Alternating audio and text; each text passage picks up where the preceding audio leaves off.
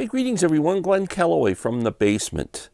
I'm kind of excited to do this video. It is a contest entry. Please don't turn it off when you hear contest entry. People don't like to watch those for some reason, but the questions are somewhat fun. They're good videos, so check it out. Stay with me. This one is for a channel called MGK Boston. MGK Boston. Now, Mike and Patty are on the channel. It's really funny. Mike and I, and Patty, I guess, have never really connected.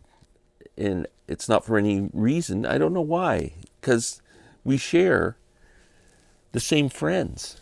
Like Rob from Northern Revolutions is a great friend of mine. I love him to death. Steve, formerly of All the World's a Stage. I forget, he's rebranding his channel. I think it's like Bald Guys for Gallagher or something like that. You'll have to check it out. Anyway, they're doing a contest. And they're trying to reach 1 trillion subscribers. Now, this is within reach, so if we all just pitch in, they should be able to make it. Now, the one thing about this channel is I keep looking at the name, MGK Boston, and I'm going, where the hell's MGK come from? I was trying to think, Mighty Good Kinks. I couldn't come up with an acronym that makes any sense to me. It finally dawned on me. I just went, oh, God, how did I miss it? MGK, Mr. Glenn Kellaway. It's there all the time. It's a tribute to his favorite host on a YouTube channel. Of course. An idiot. Anyway, there are 10 things I need to talk about here. And if I can convince, what is it? How'd it go? I think if I can convince someone else to do a video, I might get a bonus point. So if any of you guys want to do a video because I did one, make sure they know. Okay. I have no idea what the prize is. I think it's a week in Winnipeg, and second prize is 2 weeks in Winnipeg. Okay. Number 1, vacation spots. Where do you like to go? You know what? My favorite place to go right now is Orlando, Florida, because my daughter and son-in-law live there. As many of you know, maybe many of you don't know, my daughter's a fairly accomplished photographer. She's currently working for WWE, World Wrestling Entertainment, and I'm really proud of her. My son-in-law is a referee for WWE, and they're just having a great life in Orlando, and I love to go down and visit. That's my favorite thing to do, and my favorite way to go there is to drive there, because halfway from the Toronto area to Orlando, Florida is Roanoke, Virginia. And you know who lives in Roanoke, Virginia? My very good friend, Sam St. John, who I love dearly. He's a brother from another mother. And we are co-founders of the Cosmic Torpedoes. And when we first started going down, we would drive all the time. And Sam and I would get together and play music. And it was just really special. I haven't been driving down in quite a while, so we haven't met up for a long time. But thinking about it this year, Sam, maybe in the summer, it's going to happen. So anyway, that's my favorite thing to do. Now, places I'd like to go. One of the places I'd like to go is the Pacific Northwest, specifically Seattle. I'm really attracted to that city. I'd love to go there. I'd love to meet up with my friend Norman Maslov. I would just love to tour that whole area. My wife loves that whole scene too. So that's question number 1. Number 2, name a solo artist everyone seems to love but you can't stand. If anybody watches my channel, you know, like I'm pretty vocal about what if it sucks, it sucks. And I know this is a well-respected artist and a lot of people love him, and I don't know what it is. I tried and tried and tried. Lou Reed, I can't do it. The voice. Some people say he's a great poet. I don't get it. Unless you want to get head in the theater or something. Him and Alanis Morissette are probably the same mindset. Yeah, I'm sorry. Lou Reed, Velvet Underground, don't get the whole thing. Don't get that they're influential. Don't get anything about it. Just don't. A band I can't stand, there's a million of them. I could go through all those bands like Journey and Styx and bands like that I don't like. But Aerosmith, nails on a blackboard. I think Steven Tyler is one of the most annoying human beings ever lived. And I just could care less about Aerosmith. People say their first two albums are good. Listen to the Rolling Stones. Who needs that? Show a jazz album. Finally get to show some records. One of my favorite jazz artists, I love this woman, Hiromi from Japan. Sonic Wonderland is one of her latest albums. Fantastic record. Fantastic. She's just so good.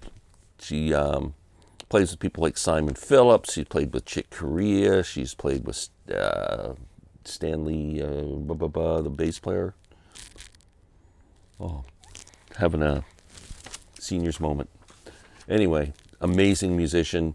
She's really energetic, high end, like just, and she just, incredible performer. Fantastic. Show a country and western album. This was interesting to me. I'm not a big country and western fan, and I play a banjo. I like roots type country music and bluegrass music and stuff like that. I'm passionate about, but just real country music, there's a couple artists, and other than that, I'm done. But I considered this a country album. Steve Earle's first album, Guitar Town. Frickin' one of the greatest albums ever. One of the great debuts. When I'm doing debut albums, I should be doing this. Putting this one in there. Guitar Town, Steve Earle. Fantastic record.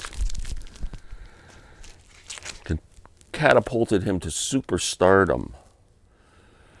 Who is your favorite sports team or athlete of all time? Well, my favorite sports teams I can put on a thimble. Toronto Blue Jays, Toronto Maple Leafs, and the team that I work for, the Belleville Senators of the AHL. I got to talk about the Leafs because I've been the longest of the National Hockey League, because that's the team I've been involved. The Blue Jays have been in existence since '76. Baseball is probably my favorite sport, so Blue Jays are like pretty passionate. But the Leafs, born and raised a Leaf fan. So I've been watching hockey probably since I was 6, 7 years old. I was born in '53. That makes it around 1960. I saw the Leafs win 4 Stanley Cups in the 60s. When I was a kid, 62, 63, 64, and 67, they were the champions. And it's funny, when you're used to a team winning all the time, you think that's always going to be the case. Like you just think, oh yeah, well, Stanley Cup playoffs, here come the Leafs again. But we have not won a Stanley Cup since 1967. I think it might be the longest drought of any sports team, professional sports team. And wow, pretty crazy. But they've got a great team this year. And so I'm going to say, go Leafs, go Toronto Maple Leafs.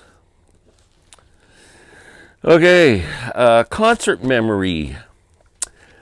I have been blessed to have been to so many great concerts, and I have so many memories, and I was trying to think of which one to share, and I just thought the one that kept coming back to me was going to see Blind Faith at Varsity Stadium in Toronto in 1969. It was July, a hot, beautiful summer evening. We had seats. This is an outdoor small football stadium, university football stadium. And I remember we had seats on the lawn and maybe about 10 rows back from the stage. I still remember it being such a beautiful evening. Still remember the people I was with, my cousin Paul, who I shared so many great memories with, and another couple, Chuck, and I can't remember her name. Anyway, regardless, Blind Faith was the headliner. They did not disappoint. Played this whole album in its entirety, plus a few other songs, and just, the sound was great. It was just a great show. But the thing that really is memorable to me are the supporting acts. The first act on the stage, I was not aware of either of these bands when the show started, but was a huge fan after the show was over. Rory Gallagher and Taste opened the show. I mean, they were incredible. This is their second album called On the Boards. Big fan, big Rory Gallagher fan ever since. They were amazing. But the band that stole the show, and I mean stole the show, was better than Blind Faith, better than everybody. One of the best live performances I've ever seen was Delaney and Bonnie and Friends. They were incredible. They just rocked the place. They had everybody up hooting and hollering. What a high energy performance. What a great show. It was so good. I can't even put into words how mind-blowingly good they were. And a couple of weeks later, I had tickets, maybe even a week later, I had tickets to see Sly and the Family Stone at Maple Leaf Gardens, and the opening act was unknown band by that time was Grand Funk Railroad. We get to the show, the announcer comes out on stage and said, Sly and the Family Stone will not be appearing tonight. In their place, we have brought in Delaney and Bonnie and Friends. A week later, I got to see them again, and they were just as good that night.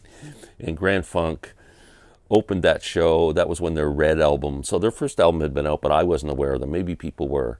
But that was when that Red album came out, and oh my God, they were freaking awesome. They just, what a killer show. Anyway, that's my concert experience. Shout out to newer VC channels. I got two. I recently did, this year, I did a self-proclaimed official CD tag of 2025, and people jumped on board. So I was blown away by the support I got, by the amount of people who responded and did videos. There's a ton of them. I can't believe how many videos I've watched and new channels I've subbed to as a result. And two of the channels that I've become familiar with, I'm going to hold up here, right there. Bobby Gaylor, Richard S. Now, Bobby Gaylor is an interesting dude. He lives in the Los Angeles area, I think. Probably you're around the same age. He might be, I'm thinking we're somewhere around the same age. He had a great career as a writer, like on TV shows and stuff like that. He worked on Roseanne, and yeah, he's a really cool dude, and he's got great taste in music, and he's got a great personality. When he just really, you can, his passion just jumps out at the screen when he's talking about records. So Bobby Gaylor, please check him out. And Richard S. is a gentleman who's been commenting on my videos for a long time. He's a great guy, and he has started a channel, and he's got 176 subscribers. So if you could go on and give these guys some love, it would be much appreciated. Both really good guys. Thank you. Show an album from a Canadian band. Well, my favorite Canadian band is an indie band from Toronto called Lowest of the Low, and I always show this album because it's one of my favorite albums. It's Lowest of the Low, Shakespeare in My Butt. This album came out in the 90s, independently released, and did really well. It has been awarded one of the top 100 albums of all time in Canada. Great record. Ron Hawkins, the singer and songwriter, is just an incredible talent. The rest of the band is amazing. They have a big following in Buffalo, so if you're ever in the Buffalo, New York area, Lowest of the Low, they go down there quite often. And if you're there in the Toronto area, anywhere, Hamilton, Toronto, that whole corridor down to from Buffalo to Hamilton, check these guys out. They're amazing live. Lowest of the Low, Shakespeare in My Butt. Happy Birthday, show an album from the year you were born. I don't even know if they were making records at the time I was born. I think they had those turn things or something. But I was born in 1953, and I have no records that were released in 1953, but I did find something that should work. It is this album, Jazz at Massey Hall, Charlie Bird, Charlie Parker, Dizzy Gillespie, Bud Powell, Charles Mingus, Max Roach. How's that for a frickin' lineup? Oh my Lord. So the reason I chose this, because it was live at Massey Hall, Toronto, Canada, May 15th, 1953. They performed that night at Massey Hall about 5 weeks before I was born. So that's as good as I can get. And what I mean, can you imagine all those legends on one stage? My God, this is a limited edition album that I bought from a website called bluescentric.com. If you want to look at a cool website where they got lots of records and t-shirts and really cool stuff, bluescentric.com. Great website. That's it. Mike and Patty, thank you very much, and I hope we're friends from now on, sincerely. And I will try and check out some of your videos as a regular participant. And thanks for doing the contest. Good luck getting to 1 trillion. I know you can do it. And everyone, please support MGK Vinyl, or MGK Boston. Please go to their channel, subscribe, make a video. Thank you very much. Have a great day.